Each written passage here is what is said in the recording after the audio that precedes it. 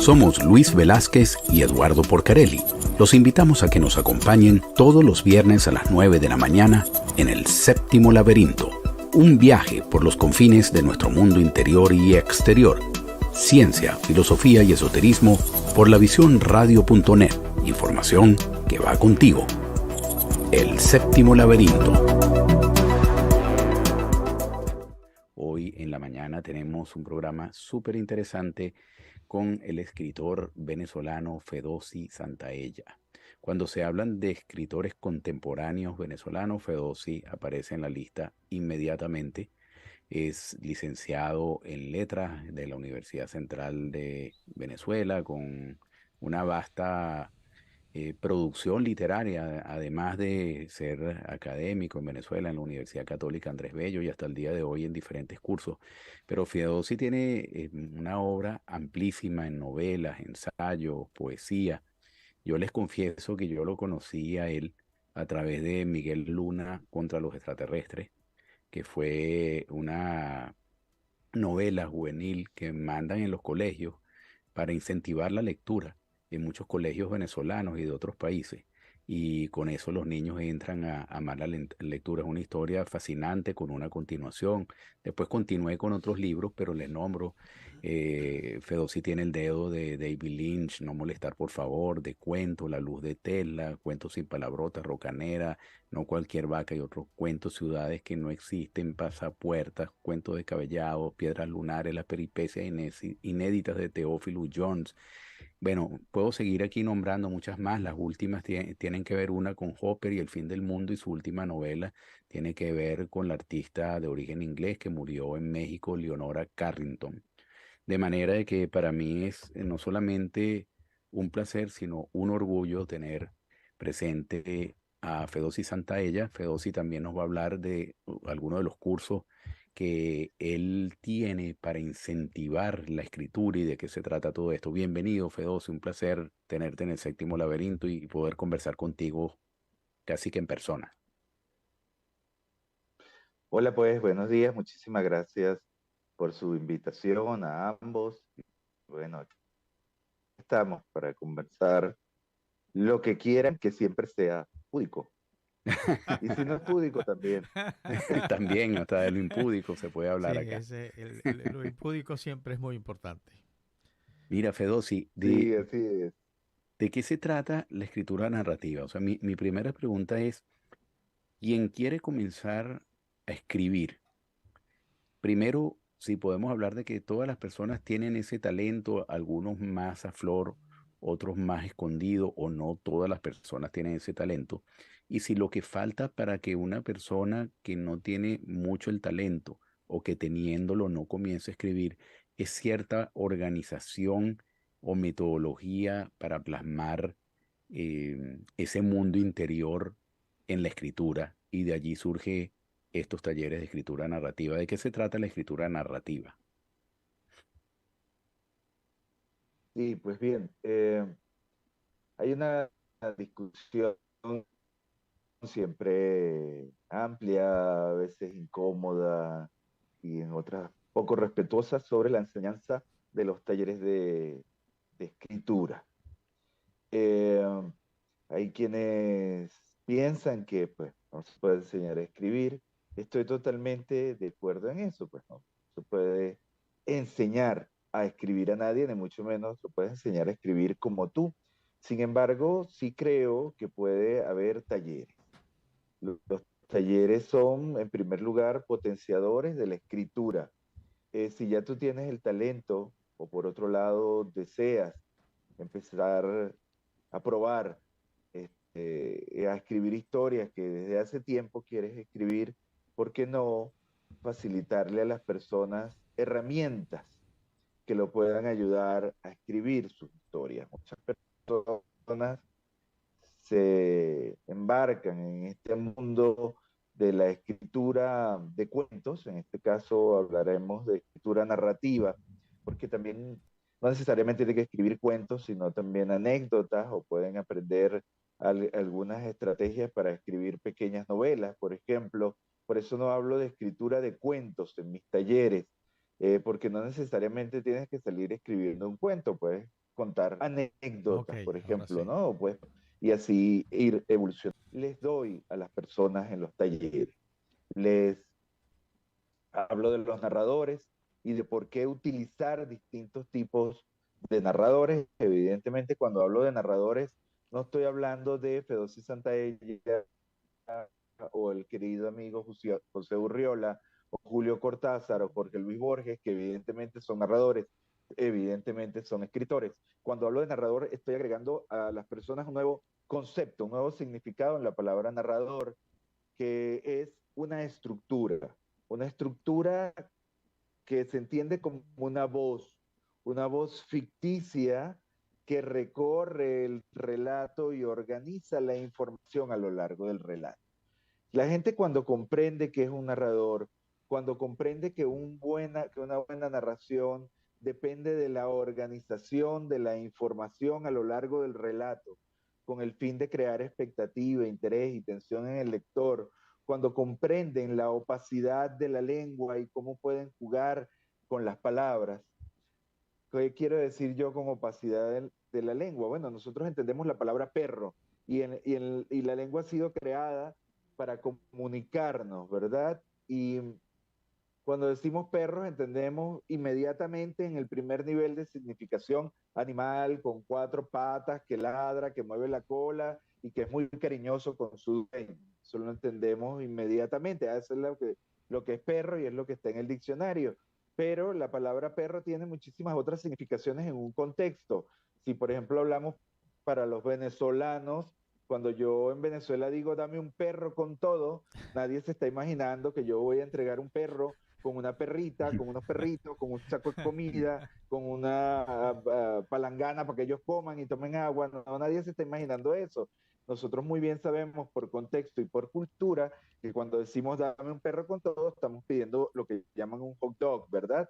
Que es un pan con una salchicha, con salsa de tomate, con mostaza, con mayonesa y toda la cantidad de cosas que le ponen a un maravilloso perro callejero, que puede ser Está, aguacate, ok. queso rallado, pollo, y te lo nadie cree que yo, nadie entiende en Venezuela que yo voy a llevar un perro caliente, ¿verdad? A un sitio donde me van a echar un manguerazo a mi perro caliente, me lo van a mojar, me le van a quitar toda la salsa, me van a mojar el pan y me van a entregar una salchicha fría.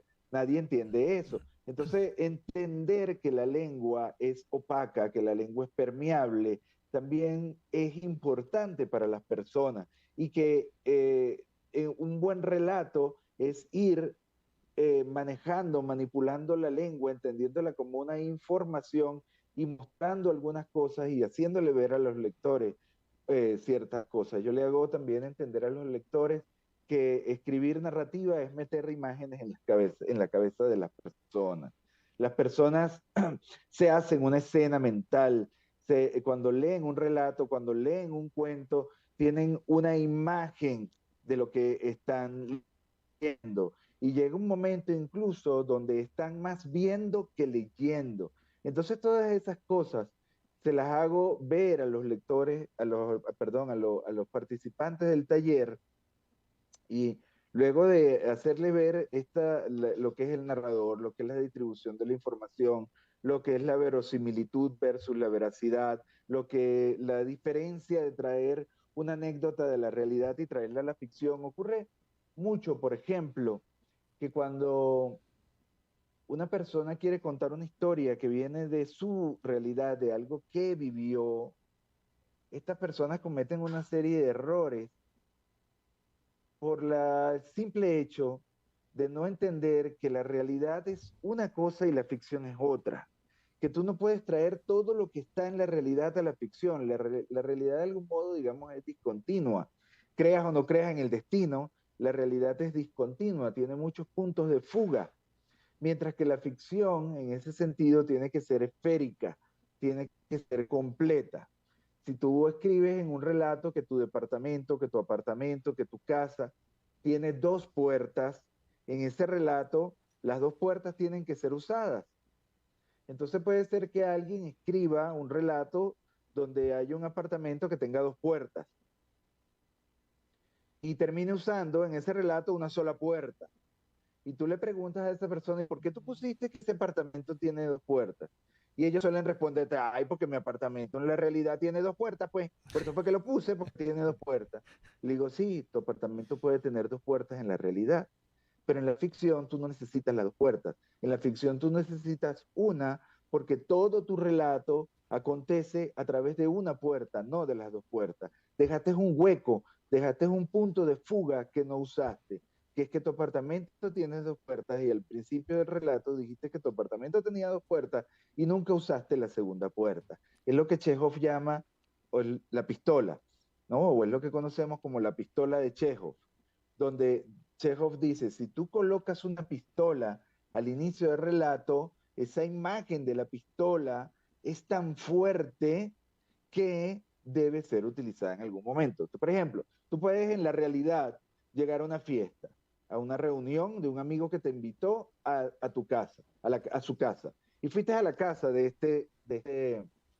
este amigo tuyo. Y cuando llegaste encontraste una pistola en la mesa de la sala, ¿sí? Y aparece el papá del chico y dice, ay, perdón, es que estaba limpiando la pistola y la dejé acá, qué horror, disculpen. Y agarra, se lleva la pistola, la mete en una caja fuerte y la guarda. Y no pasa más nada. Esa es la realidad, ¿no? En la realidad, para aparecer una pistola al inicio de tu historia, es decir, cuando tú estás llegando a la casa de tu amigo y después no pasa más nada con esa pistola. En la ficción no es así. En la ficción, si tú pones una pistola al inicio del relato, algo tiene que pasar con esa pistola, como dice Chekhov. Entonces, cuando la gente empieza a entender la diferencia entre la realidad y la ficción, también comienzan a ser mejores narradores. Entonces, yo no es que esté enseñándole a escribir a nadie, sino que les estoy enseñando las lógicas de la ficción y les estoy dando herramientas de la ficción para que entonces empiecen a poner en práctica la escritura narrativa todos los días, una vez a la semana, los fines de semana, y si así al cabo de 2, 3 años, 5, 10 o un mes o 2 meses o 3 meses, puedan escribir mejor y puedan escribir un relato decente. Y digo que, los talleres son aceleradores de escritura justamente por eso, porque tú les das a conocer a las personas una serie de herramientas y de conocimientos sobre los relatos de ficción, sobre las narraciones,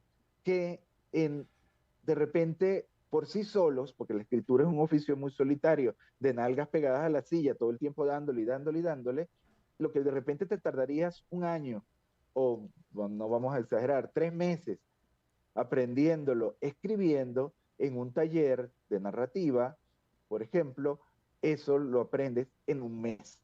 Entonces, de algún modo son aceleradores de escritura porque te aportan un conocimiento que por sí solo te cuesta mucho más aprenderlo. Por supuesto, también lo que siempre le digo a la gente es, si usted no lee, tampoco va a ser buen eso es escritor. básico. Eso No eso es solamente el elemental. taller le basta, sino que también tiene que escribir, no que una vez que usted tome el taller ya esté escritor, sino que usted tiene que escribir, como digo, 1, 2, 3 años escribiendo, podrá entregar un relato decente, este, dependiendo evidentemente de los talentos de cada persona, y tiene que leer. Y Fedosi, disculpen lo largo. sí, no, Fedosi, hay dos cosas que te quería hacer, hacer un comentario que forma parte de mi vida más preciada. Y después te voy a hacer una pregunta. La primera es que realmente no conocía tu obra sobre Eleonora Carrington, que la voy a leer, puedes estar seguro, por muchas razones, entre otras porque a mí me encantaba como pintora, como artista que fue. En segundo lugar, porque además tuve el honor, el grandísimo honor de conocerla. Fui a su casa, además. Qué maravilla. Una persona maravillosa, un ser de luz, un ser brillante. Y además una mujer tan sencilla, ella no le importaba sentarse al lado de cualquier persona, incluso hasta una persona normal que estaba tomando sentada en la acera, de esos que se sientan en México a tomar un tequila, y se sentaba a tomar con él. Es parte de las anécdotas que yo vi de Eleonora, pero vi una obra de ella que me mostró en su casa, de una jaula, era El tiempo prisionero. Ella tenía un reloj despertador dentro de una inmensa jaula. Que yo recuerdo esa jaula, una jaula muy linda, y de color amarillo creo que era, y en el centro de la jaula tenía ese reloj. Ese era, ella trataba, según me explicó, de atrapar el tiempo dentro de esa jaula. Pero bueno, aquí tiene la pregunta y quisiera, antes de ir a la pausa, ¿es posible o no es posible? ¿En qué momento la ficción y la no ficción se cruzan? Yo quiero agregar que, bueno, yo pienso que todos los seres humanos somos narradores, en el día a día siempre narramos historias, pero uno nunca sabe hasta qué punto cuando uno está narrando una historia que uno cree que no es ficción, le coloca elementos de ficción.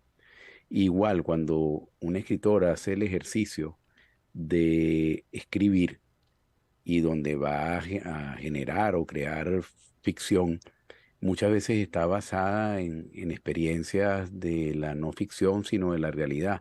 Pero esa pregunta de Luis me parece muy pertinente. ¿En qué momento se van cruzando esos dos mundos de la ficción y de la realidad? Es complicado el asunto. Sí, bueno, el primer elemento que une la ficción de la no ficción, si estamos hablando, por ejemplo, de crónica periodística o literaria, es la estructura narrativa.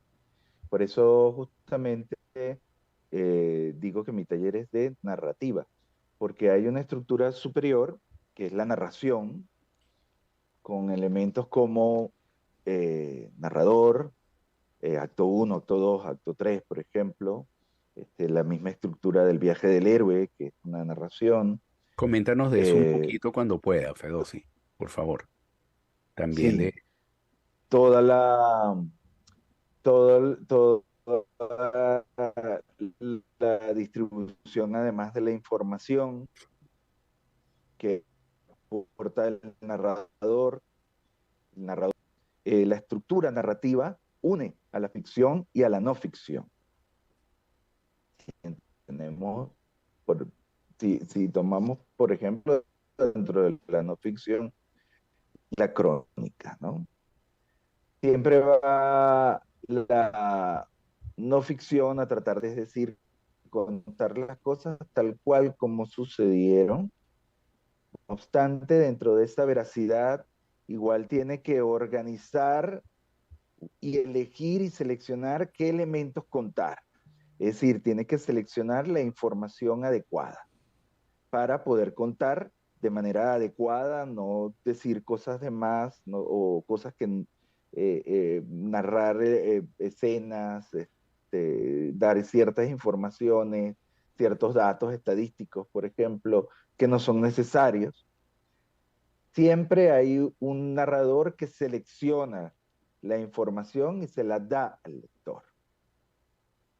Y en la ficción está la verosimilitud, que se diferencia de la veracidad porque la verosimilitud trabaja con las reglas del mundo creado, mientras la veracidad tiene que tratar de contar las cosas tal cual como sucedieron, porque si no, evidentemente, al ser no ficción, estás cometiendo, digamos, un fraude, estás engañando al lector. En la verosimilitud tienes derecho a mentir, tienes derecho, Claro. en la ficción que trabaja con la verosimilitud, tienes derecho a mentir, puedes ser un mentiroso, puedes imaginar. Por eso siempre hay tanto escándalo con estas series de televisión que están basadas en hechos reales y sin embargo son ficción. Entonces, The Crown, por ejemplo, ¿no? Siempre hay una cantidad de gente escandalizada porque las cosas no ocurrieron así, pero es que es ficción. Y la ficción tiene que ser verosímil, no tiene que ser veraz. Y en el sentido de la verosimilitud, o hablando de la verosimilitud, tenemos que trabajar con las reglas de un mundo creado. Es decir, tiene que parecer creíble lo que estoy contando, así suceda, por ejemplo, en un universo mágico como el de Tolkien o el de J.K. Rowling con Harry Potter. Es decir, es verosímil en el universo de Harry Potter que las escobas vuelen y que las varitas tengan magia y que haya orcos y que haya dragones. Eso es verosímil. Esas son las reglas del mundo creado. No obstante, si en algún momento de la historia Harry Potter usa pierde la varita en un enfrentamiento con Voldemort y agarra la escoba Nimbus 2000 y con esa escoba Nimbus 2000 empieza a dispararle a Voldemort rayos, ya uno dice, no jodas, esa vaina no me la creo. ¿Me explico? Eso es la verosimilitud. La verosimilitud trabaja con las reglas de su mundo creado, mientras que la veracidad, evidentemente, tiene que tratar de contar las cosas tal cual como sucedieron. Recuerdo en una feria de Carabobo, hace algunos años, fue invitado un periodista que es de los grandes propulsores de la crónica literaria en Latinoamérica, que en algún momento llegó a decirse que, bueno, que la nueva literatura estaba en la crónica literaria contemporánea y sobre todo en la crónica latinoamericana, con representantes como Alberto Salcedo Ramos. Y Salcedo Ramos en esta reunión en la que estábamos hablando, se estaba hablando, yo estaba de espectador, se estaba hablando de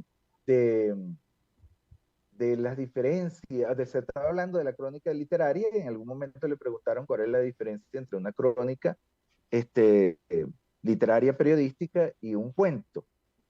Y Salcedo Ramos dijo algo, déjame ver si lo recuerdo bien, y no lo digo choreto, dijo que el cuento cuenta algo imposible en la realidad y hace que parezca real. Eso hace el cuento, es decir, trabaja con la verosimilitud. Mientras que la crónica, es decir, esto de elemento de la no ficción, cuenta algo que ocurrió en la realidad y lo cuenta de tal manera y el hecho es tan maravilloso o tan particular que parece imposible de creer. Es Inverosímil. decir, trabaja con la veracidad, pero dice, no, esto que parece imposible de creer sí sucedió. Me Mm. parece interesante este comentario que hizo Salcedo Ramos en ese momento, porque te da una clara diferenciación entre la crónica, en este caso, y el cuento. Y también algo fundamental está ahí es el contar. Ambas cuentan y al contar ambos, pues están supeditados por una estructura que es la estructura de la narración. Ahora, dicho esto, Fedosi, hay cuentos, novelas que uno comienza a leer. Bueno, ante todo, primero uno tiene que situarse en qué tipo de género es el que vas a leer, ¿no? Hay Claro, géneros que permiten, si tú sabes que es de un libro, de un género de ciencia ficción, de fantasía, sabes que la escoba va a lanzar rayos y tú te lo tienes que creer, ¿no? claro, claro. Pero, pero hay libros con independencia del género que desde el mismo momento en que comienzas a leerlos te atrapan y hay libros que tú les das oportunidades y oportunidades y nunca te llegan a atrapar la historia. Y quizás desde el punto de vista de técnica literaria han cumplido con todos los requisitos, pero ¿qué hace que el libro te atrape y qué hace que el libro no te atrape en general con independencia del tipo de lector, ¿no? Porque hay tipos de lector que, por ejemplo, te dicen que La montaña mágica de Tomás Mann es extraordinaria. A mí me pareció aburridísima. Yo no ni siquiera la pude terminar. Y Elías Canetti, hay lectores que les encanta Elías Canetti y yo de verdad que me ha costado mucho terminar un libro de Elías Canetti porque me parece aburridísimo. Más allá de los temas de traducción y de todo eso, ¿qué hace que un libro te atrape y que un libro no te atrape? ¿Es la Pues yo creo que técnica? tú mismo, ah, Sí, te escucho, Fedosi. ok, yo creo que tú mismo has dado la respuesta, ¿no? Que es ¿qué busca el lector en ese libro? Y además las distintas etapas de vida de ese lector también, ¿no? De repente hay un libro que lees ahora teniendo 20 años y después lo lees a los 50 y a los 20 te pareció aburridísimo y a los 50 sí te fascinó. ¿Cómo estás preparado tú para ese libro? Y también qué estás buscando. Hay autores que trabajan exclusivamente el lenguaje. y la historia para ellos pasa a formar algo muy pequeño, ¿no? Por ejemplo, tú lees a un gran autor venezolano que a mí me encanta, que es Etnodio Quintero, pero Sí, Etnodio es un autor que trabaja muchísimo el el lenguaje. lenguaje. Y tú le dices a la gente que lea Etnodio y después que lo leen te dice, ¿para qué me mandaste a leer eso? ¿No? O Victoria de Estéfano, que es una autora este, que trabaja mucho la intimidad y casi no ocurren cosas en sus historias y también hay un trabajo de lenguaje en ella. Entonces, todo depende del tipo de literatura que estés buscando. Lo desprecian por infantil, por ejemplo. Yo lo que creo ahí es que hay que entender, ser tolerante y tener una amplitud cultural para entender que hay distintos tipos de literatura y que, pues bien, hay unas cosas que te gustan y otras no. Lo que está mal es despreciar los distintos tipos de literatura, ¿no? Y decir, eso es una porquería, eso no sirve, porque simplemente a ti no te gusta, ¿no? El no me gusta es lo que le hace daño la- a la cultura y a la literatura. Ah, no me gustó. Ese comentario es el mismo que se hace saliendo de un cine con la novia, ¿no? Entonces, y los dos tienen 20 años y fueron a ver una película donde ni siquiera estaban pendientes de la película, sino de meterse mano y hasta entonces salen de la película y dicen, eso no me, ay, a mí no me gustó. Y pero es que ni la viste, ¿no? Entonces, yo lo que creo es que hay que, bueno, tener un poco de amplitud con respecto a los distintos tipos de literatura que se pueda tener. Y pues, si hay algo que no te gusta, seguirlo respetando, ¿no? Cuando evidentemente reconociendo que hay un trabajo literario importante. Como tú dijiste, también pues son las traducciones, a veces las traducciones de antes son malísimas, ¿no? Muy pesadas, muy castizas, y eso por supuesto le echa a perder el gusto a cualquiera. Hay gente que no le gusta Borges. Yo una vez estuve en un taller de profesor, evidentemente, y llegó un alumno que me dijo que él quería escribir un libro que le gustara a todos, que fuera tan bueno, estuviera tan bien escrito, que lo leyera todo el mundo. O sea, él pensaba que Ajá. lo iban a leer, no sé, 8.000 millones de personas. Y le dije, mire, esto es imposible. ¿Cómo va usted a pensar que usted va a escribir un libro que lo va a leer todo el mundo y le va a gustar al académico de Harvard y le va a gustar al matemático de Pekín y le va a gustar al niño de 12 años? Eso es imposible. Cada quien tiene sus gustos, o sea, hay gente que le encantan las películas de superhéroes y hay gente que le encantan las películas de Truffaut. Y bueno, bien, muy bien por el que le encantan las películas de Truffaut y muy bien por las que le encantan las películas de superhéroes, cada una tiene su valor. Entonces, por supuesto, ese alumno, cuando yo le dije eso, él no volvió a la siguiente clase y no me importa que no haya vuelto, que, que se puede tener en la cabeza para pensar eso, ¿no? Por e- Perdón, Luis, No, adelante. no, no, adelante, adelante, Eduardo, por favor. No, por eso es que a mí me gusta mucho la definición que este historiador del arte, H.G. Gombrich, hacía de lo que es verdaderamente el arte. Y él dice que con independencia de estilos, de si te parece bien o no, al final de cuentas lo que hace una obra en la pintura, en la escritura, valiosa es la sinceridad con que el escritor o el pintor trata de plasmar Y su idea en la obra, ¿no? Sinceridad, porque uno nota y tienes razón, hay escritores que uno los lee y pareciera que lo que quieren hacer es una eh, pantallería de lo bien que manejan el lenguaje y no le dan importancia a la historia. No lo digo ni de lejos de Nodio Quintero, que es un gran cuentista y yo lo adoro, me encantan sus cuentos, pero hay otros que sí, que utilizan el lenguaje para presumir del lenguaje y no llegan nunca a desarrollar ninguna historia interesante. Y sí, sí, adicionalmente, llegar allí es sí, difícil, ¿no?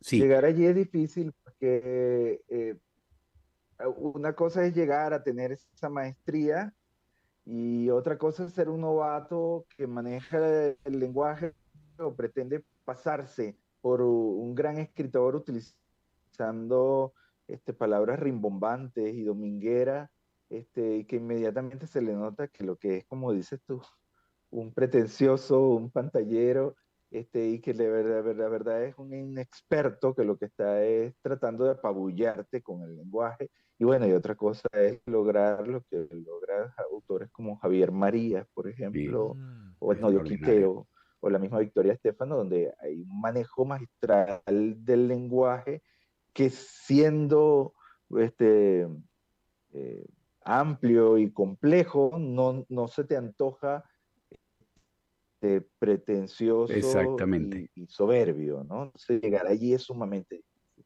¿sí? Y hay algo también que acabas de decir, y es que hay algo, por ejemplo, que hoy día tú ves cuando los periódicos, las revistas, o incluso cuando juegas con Alexa, este juego de las preguntas todos los días, y entonces tiene la categoría arte y entretenimiento, ¿no? Los periódicos y las revistas han terminado uniendo por comodidad arte y entretenimiento, Sí, ¿no? increíble, increíble. Por favor, ¿no? El arte, y eso hace pensar a la gente que el arte tiene que ser entretenido y agradable. El arte no tiene por qué agradarte. El arte te tiene que incomodarte. El arte tiene que sacudirte. El arte tiene que hacerte que te hagas preguntas. No tiene que ser, no tienes que pasar necesariamente un buen rato viendo una obra de arte o viendo una película. Las películas de Lars von Trier no son necesariamente agradables.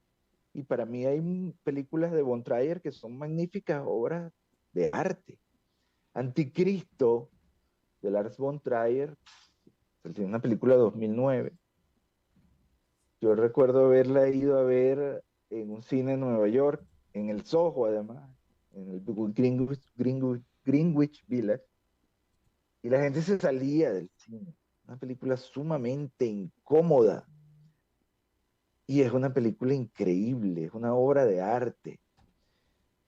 Así Von sucede. Trier es incómodo. Realmente te tengo que confesar, Fedosi, que esta conversa me fascinó y tengo la cabeza, tú sabes, produciendo preguntas, porque no hay que perder la oportunidad de hablar con Fedosi, definitivamente. Entonces hay varias preguntas que tengo en cartera. La primera es, ¿cómo, ¿cómo es esa conexión entre una obra, una narrativa y la vida humana? Es en primer lugar. En segundo lugar, ¿qué pasa cuando, y eso me sucede porque yo soy de los que lee un mismo libro, si me gusta, 3, 4 y 5 veces?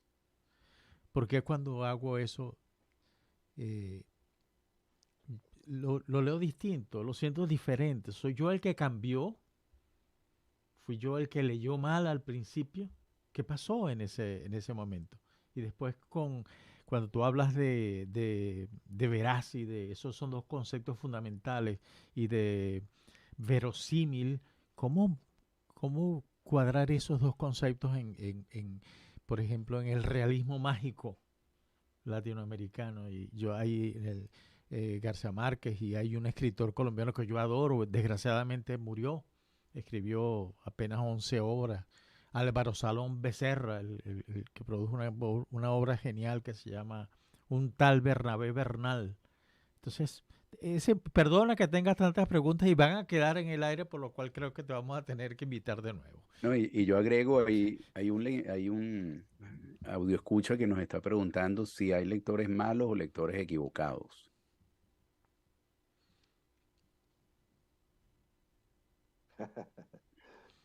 Ya. Pues bien, mira, eh, eh, no creo que haya, bueno, sí, puede haber lectores malos. Hay gente que ni siquiera le gusta leer. Eh, pero no, uno, dependiendo de la circunstancia de vida, dependiendo de la edad, la ley de distinta manera, por supuesto. Y hay libros que te dicen una cosa en un tiempo y luego te dicen otra en otro. Pierre Menard, autor del Quijote de Borges, por ejemplo, es una metáfora para mí de la lectura. Está escribiendo exactamente el mismo libro 300, 400, 500 años después y con las mismas palabras y el mismo libro, la misma historia que es el Quijote, y de algún modo ese libro significa en el tiempo que está siendo escrito algo totalmente distinto a cuando fue escrito originalmente, ¿no? Ese es el arte de la lectura y la pasión por la lectura y cómo también evolucionamos espiritualmente. Porque fíjate, eh, cuando haces arte, escribes un poema, ocurren accidentes, como lo diría Paul Klee. Ocurren accidentes en ese intercambio entre la realidad y tú. Y esos accidentes llevan de algún modo a la esencia de la cosa por medio de cómo tú interpretas a esa cosa, ¿no? Un poco que la realidad evidentemente es un intercambio subjetivo entre la persona y el mundo. Y ese intercambio podemos entenderlo como un accidente. Y Paul Klee dice que todo accidente lleva a lo esencial, a la esencia de la cosa. Entonces, cuando tú haces un dibujo, al tú hacer ese dibujo de Mingus, o de John Coltrane, o de Leonora Carrington, evidentemente ese dibujo es producto de tus accidentes, de tus talentos, de cómo entiendes tú en ese momento a esa pintora, de tus defectos como dibujante. Lo que vas a proyectar en la hoja de papel es producto de tu mundo interno y de tu intercambio de la realidad, Leonora Carrington, de la cosa Leonora Carrington, contigo. Luego proyectado de nuevo hacia el mundo, que es la hoja de papel. Todo lo que se proyecta ahí es un accidente, pero también es esencial, es la esencia de esa cosa en ti, entendiendo cosa como aquello que está en el mundo, ¿no? Lo que le estoy diciendo a Leonora Carrington, que es una cosa. Entonces, lo mismo le ocurre al lector. Eso que ocurre en el artista también ocurre con el lector. Hay un intercambio entre esa cosa que es la historia contada, la realidad que es ese libro, y un intercambio entre esa cosa y lo que tú tienes dentro, tu mundo interno. Y de ahí ocurren una serie de accidentes que son válidos porque esos accidentes, tal cual como digo, llevan a la esencia de la cosa de acuerdo a tu mundo interno. Existe, como decía Platón, ¿no? Este mundo de las formas, que es el mundo ideal. Supongamos que el libro es el mundo de las formas, el mundo de las ideas, el mundo ideal. Y ese libro, ese mundo ideal, ese mundo de las formas, baja hacia ti a través de la lectura. Y se realiza de determinadas maneras en ti, como decía Platón. Existe una forma ideal del amor. Y en los distintos hombres, el amor se manifiesta de diferentes maneras. Pero existe una forma ideal del amor. Y eso es producto de los accidentes, es producto de la realidad, es producto del intercambio con la materia, es producto del intercambio con tu mundo interno. Entonces, no sé si mientras leas, no sé si eres un malo o buen lector. Yo siempre le digo a mis alumnos que son lectores y quieren escribir, que yo les voy a echar a perder la lectura, porque van a empezar a leer de otra manera. Van a empezar a leer buscando en el libro que no es de ellos, que no es de su autoría, evidentemente, porque es un libro de Javier María. Van a empezar a ver, ajá, qué narrador usó, qué punto de vista usó, usó la tercera persona, la primera persona, cómo distribuyó los datos. Van a empezar a pensar y a leer esa novela de manera estructural. Van a empezar a ver estructuras, van a empezar a ver los andamios que está detrás de esa novela. Entonces yo le digo, les voy a echar a perder la lectura, porque ustedes nada de eso lo sabían, nada de eso lo buscaban, simplemente leían el libro y tenían el placer de leer el libro y ya. Ahora ya no van a leer con ese placer inocente, sino que van a empezar a leer como escritores, van a empezar a leer como narradores, van a empezar a leer estructuralmente. Entonces, evidentemente, no sé si existan, un lector malo, puede ser que exista un lector inocente, un lector que busca determinadas cosas, algunos buscarán lenguaje, otros buscarán estructuras, otros buscarán simplemente entretenerse.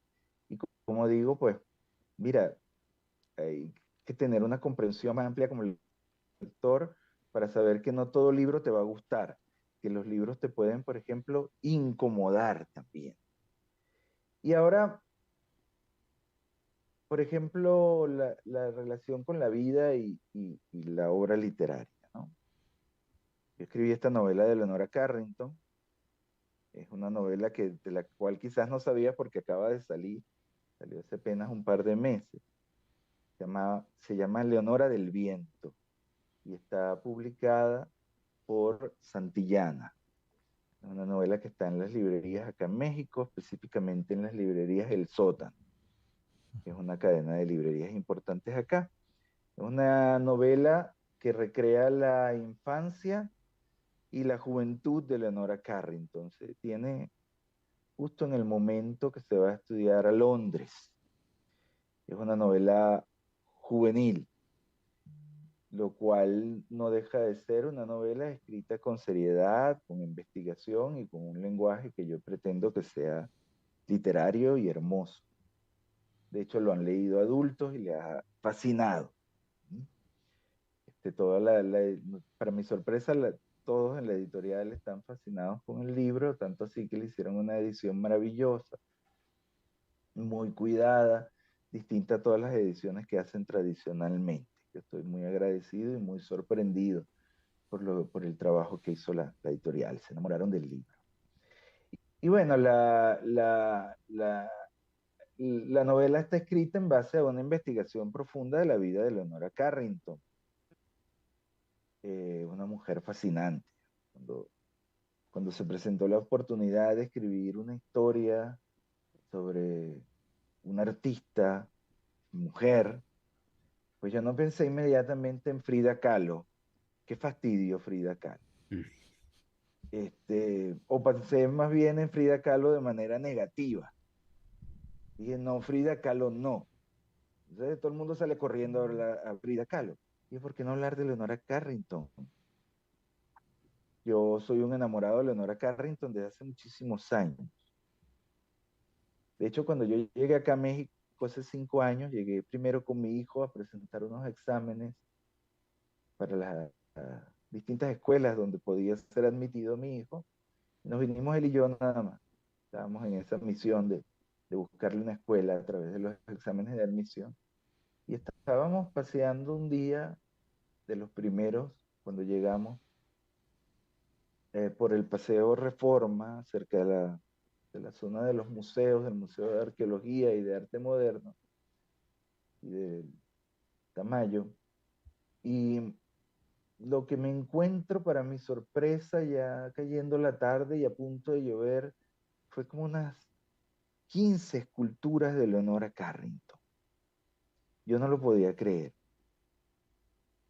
Unas figuras maravillosas, fantásticas, cocodrilos, seres como venados, ¿no? Todas estas cosas increíbles que hace Leonora Carrington, que tiene Leonora Carrington en su universo, estaban allí en la calle.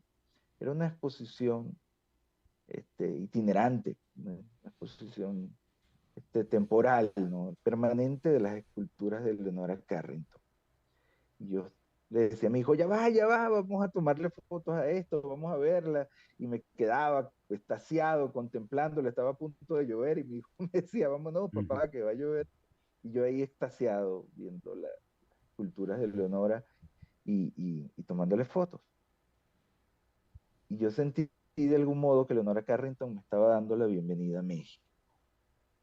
Qué bueno, Una qué bonito. autora que digo, no solamente escritora increíble, sus cuentos. Vuelvo a sus cuentos para, para encontrar en ella una enseñanza, una maestría, un camino de escritura. En mi caso, como lector, bueno, yo leo como escritor, y cuando vuelvo siempre a los cuentos de Leonora, estoy buscando un camino de un maestro, ¿no? Una maestra que me está enseñando. Por cierto, Leonora Carrington era una gran esoterista, hizo incluso un tarot, este, Ah, increíble. no sabía, qué interesante. Sí, sí, sí, ella era una gran bruja, Tampoco sabía lectora de eso. tarot, y Bueno, además hizo ella un tarot, precursora también impulsora del movimiento surrealista, ¿no? sí, y una gran feminista sin radicalismo, sino una mujer que se hizo respetar y que se hizo su lugar en el espacio tan machista, por decirlo así, del surrealismo, que estaba Muy dominado interesante. por grandes señores. Y ella se plantó allí como una de las grandes artistas y se negó a ser pisoteada, aunque incluso muchas veces trataron de sabotearla. Ella siempre estuvo ahí, una mujer increíblemente, con mucho temple, con mucho carácter y al mismo tiempo muy hermosa, muy afable, muy abierta. Ella nunca fue millonaria, vivió en esta calle, en la calle de Chihuahua, en la Roma, una casa pequeña pero muy hermosa, que hoy día la están convirtiendo en museo. Tienen como 2 años convirtiéndola en museo, no lo han abierto, no sé por qué, lamentablemente. Puedes hacer una visita en su casa Leonora, Museo Leonora Carrington, Casa Museo Leonora Carrington, creo que se llama, porque hay otro museo de Leonora Carrington, si no me equivoco, en Monterrey, que no lo conozco, pero parece que es maravilloso. Y esta casa, Museo de Leonora Carrington, es su casa allí en la calle Chihuahua. Y te puedes meter en la Magnífico. web y visitar la casa. Y es una Sí, casa pequeña, pero hermosísima. magnífico, Feo. Sí, como ya no nos queda muy poquito tiempo, ¿cómo se pone la Mm. gente en contacto contigo para hacer el taller? Entiendo que son 5 sesiones y el próximo taller comienza el 16 de enero. Sí, el ¿Tienes taller talleres comienza. para horario europeo y horario latinoamericano? ¿Cómo se pone Sí, en bueno, contacto contigo? sí, hay un taller de horario con horario europeo que ya está cerrado, ya tengo las personas. Y el otro que todavía está recibiendo gente es el taller con horario Caracas a las 7:30 hora Caracas. Creo, no sé si será 6:30 hora Miami, Sí, y y cinco y cinco y media treinta México. hora México. Sí, y ese taller empieza el 16 de enero. El 16 de enero, si no me equivoco, ¿qué día es 16 de enero? Son no tengo anotado por acá cerca, disculpen qué día, ajá, el 16 de enero es lunes, va a ser los Lunes. lunes, va a ser los lunes, 6 sesiones, 16, 23, 30, ¿sí? Es de 2 horas, son 6 sesiones y es un taller, pues, la novena edición en línea de mi taller de narrativa. Tengo dándolo ya en línea 2 años y ha Magnífico. funcionado muy bien O sea, se pueden poner en y contacto pues es un taller contigo inicial. por Facebook, Instagram y por ahí tú le dale. fedosi@gmail.com. Sí, Excelente. Fedosi, Fedosi es fe, como de fe, de tener fe, do de la nota musical do, y sí con, igual como un sí, pero con Y. pero con Y, Santa Ella. fedosi@gmail.com, No, exacto. magnífico, Fedosi. Ha sido un enorme placer tenerte en el programa de hoy. Yo creo que me quedé con muchísimas preguntas que espero Igual yo, podamos igual yo. Ay, yo abordar. no terminé el cuento de Leonora. Y me encantaría que nos echaras el cuento de Leonor y también de las motivaciones en otro de tus libros, en otra de tus novelas. Tienes una novela distópica también muy interesante, exitosa. Esperamos contar contigo de nuevo. Un placer, Fedosi. Un gran Claro que saludo a sí, todos claro nuestros que sí. oyentes. Luis, Bueno, muchísimas gracias a Muchas todos. gracias, Fedosi. muchas gracias y Gracias a gracias ustedes. a Mayerlin. Hasta pronto, hasta la próxima semana. Hasta pronto, gracias.